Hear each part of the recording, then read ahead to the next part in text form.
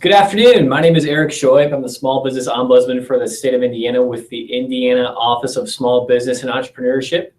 I would like to thank you for joining me today for the Small Business Ombudsman Fireside Chat. I'm coming to you today from downtown Indianapolis.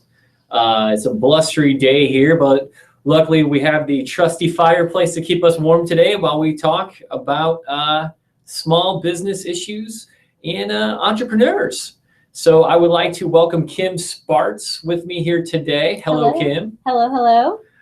Kim will be asking me some questions that have come up over the past couple months that I have been working with entrepreneurs throughout the state of Indiana. So I will look forward to sharing this information with you, but also please feel free to reach out to me if you ever have any questions regarding small business in the state of Indiana. Please feel free to type questions in. Kim can shoot those my way here during the fireside chat, but also I can follow up with you if that is needed. So Kim, why don't we just jump right in? Sure, perfect. So you're noticing that there were a lot of tax questions lately.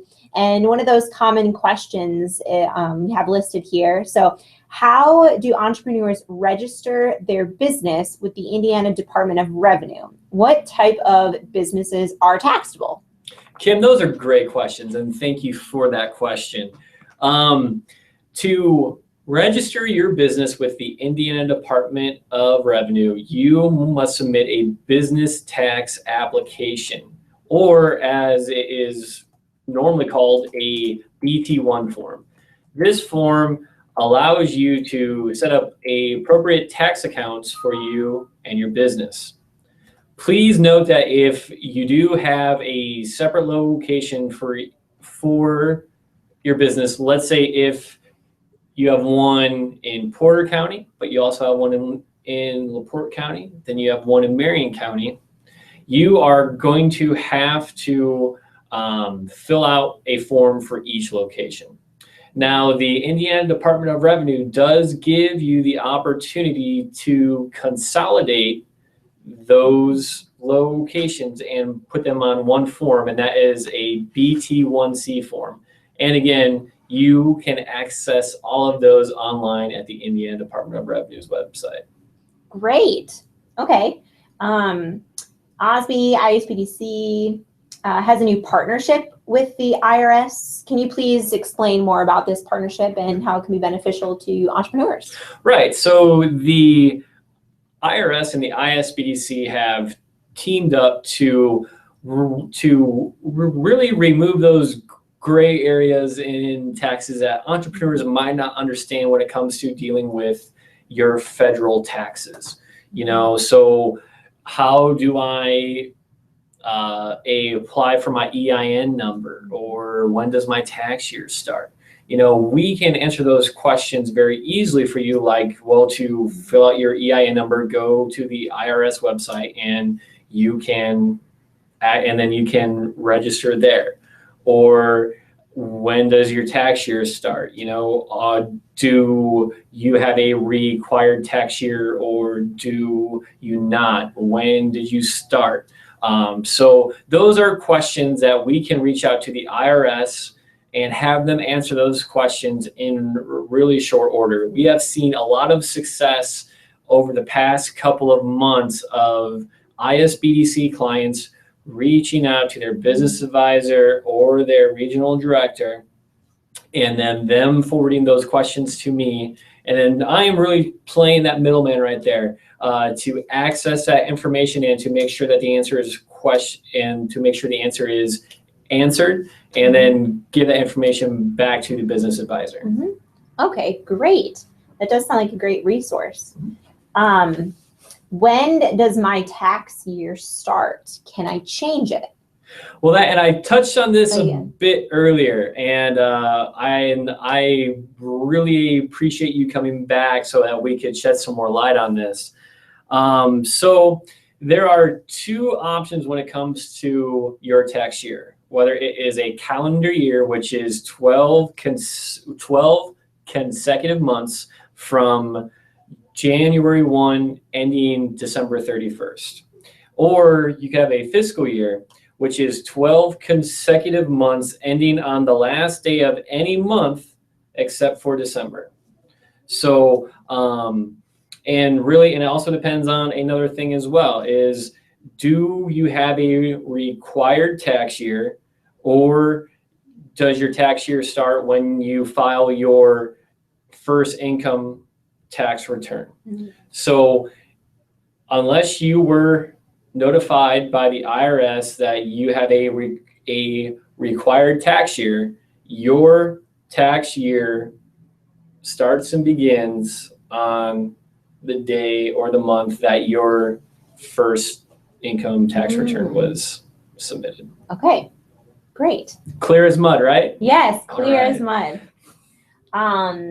Do I have to register my business with the state of Indiana?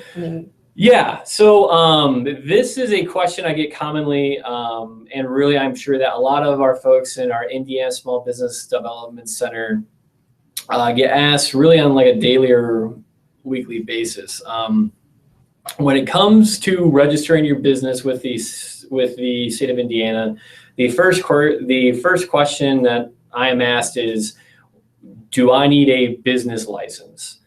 Well, there's good news. You don't need a business license to operate within the state of Indiana, okay? Right. But there are over 400 professional licenses that you would have to do a type of job in the state of Indiana. But to operate a business, you do not need a license.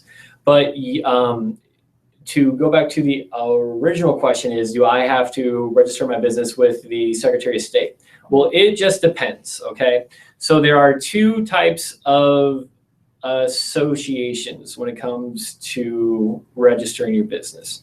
There are informal associations, which are sole proprietorships and general partnerships. And those require no filing with the Indiana Secretary of State's office. But then there are formal associations, which include corporations, limited liability companies, limited partnerships, and limited liability partnerships. And those require filing with the Indiana Secretary of State's office. And those are a $90 filing fee, and you can do that online at the Indiana Secretary of State's website. Okay, great. And with that, is there any advice on which ones to choose, or how do I know if I should be an LLC or a C Corp? Well, whenever I answer that question, I have to say that first off, I am not a lawyer. I would suggest that you reach out to a legal counsel before you do make that decision. But really, it just depends what type of business that you have. I always tell people, it's better to be safe than sorry. I am more of a LLC guy. This is just Eric talking. This is not the Small Business Ombudsman of the state talking. This is just me, normal guy. I know that the LLC adds an extra layer of protection when it comes to you and your business. So I am not just Eric who cuts lawns. I am Eric's Lawn Care Business LLC. So that if something does happen, I have that LLC protection that can protect myself and my family from further recourse down the road. So would that change the taxing situation then? Yes, it would. Actually, there is a brand new page on the OSB website that really walks you through each of the formal associations and the informal associations and the taxes that go on with them. Perfect. So please visit our website, and that's just a mystery right there. It's a big old surprise. Great. All right. So then, what are maybe some of the regulations or policies needed when it comes to a building or a structure? All right. So when it comes to you and your business, and you're operating out of a structure. So I have started my first business and I'm moving into a building. Now it just depends if it is a Class 1 structure or not. And that is very important with the Indiana Department of Homeland Security. Now a Class 1 structure is any structure that is occupied by the public, by employees, by 3 or more tenants, or if you have to make improvements to this building that affects persons with disabilities, or it's a storage facility, a tanks and dispensing equipment for flammable or combustible liquids. So that is a class 1 structure, and that falls into a lot of things. So if you are building a class 1 structure, or if you are renovating a class 1 structure, those plans have to be approved by the Indiana Department of Homeland Security. Okay. And what that does is that just makes sure that the building is safe, and so that the state knows about it. But also, if you or if the Department of Homeland Security is out and about and they see a brand new building and it is your business and you haven't submitted those plans to be approved, you might be in some big trouble there by Homeland Security. Now, to do this, you can visit the Indiana Department of Homeland Security's website, and it takes 20 days from start to finish for the product to get your plan submitted. So it is very important to get them in. It's very important to get them in on time,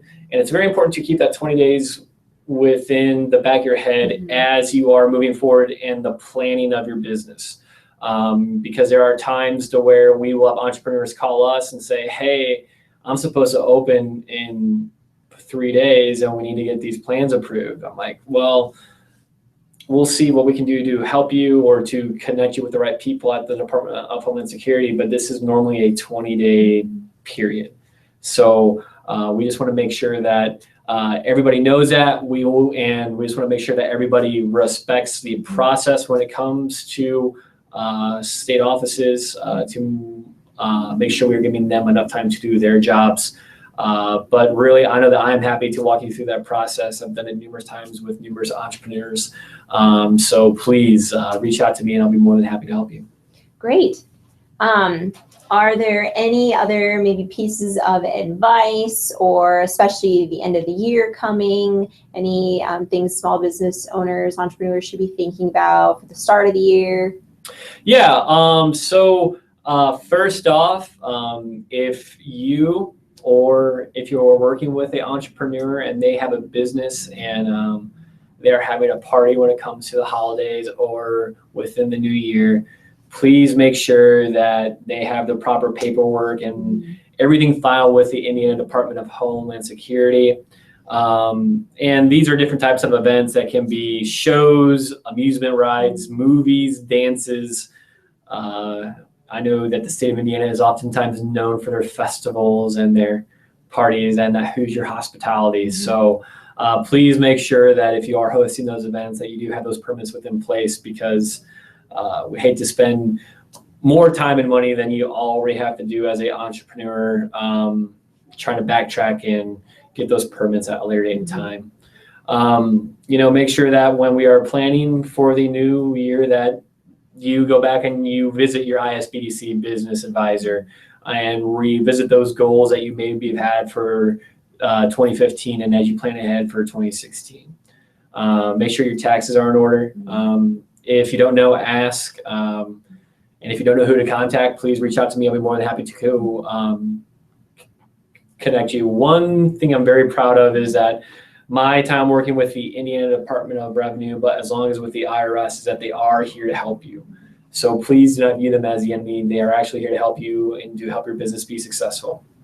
So if you have any questions, please feel free to reach out to them. Make sure that you're going to go with your tax year. Make sure you know when to file. Also with your business and health insurance, open enrollment is still going on. So make sure that if your business does offer healthcare, that your folks know that they still have time to do that. And also business entity reports with the Secretary of State's office.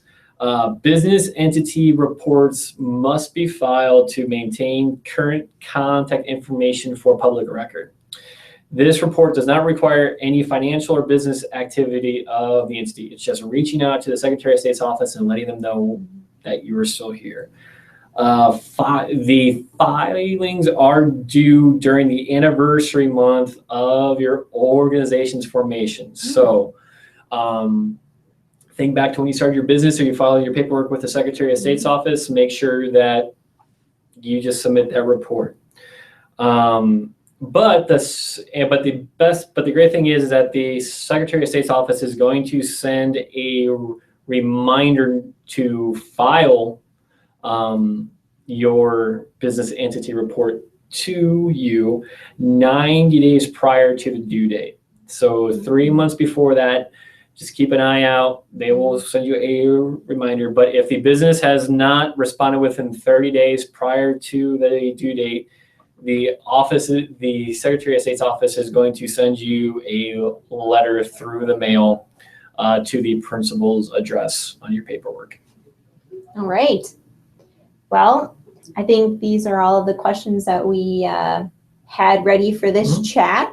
As of right now, I don't see any questions in the group chat from our audience. So unless there's any other last minute tips, tricks, things for the end of the year, this was a wonderful fireside chat. Well, thank you, Kim, and thank you for all of your help. Yes. Well, thank you. And thank you, Eric Schoit, for sharing some wonderful tips and tricks on taxes and permits and all that. And until the next one. Till the next time, take care.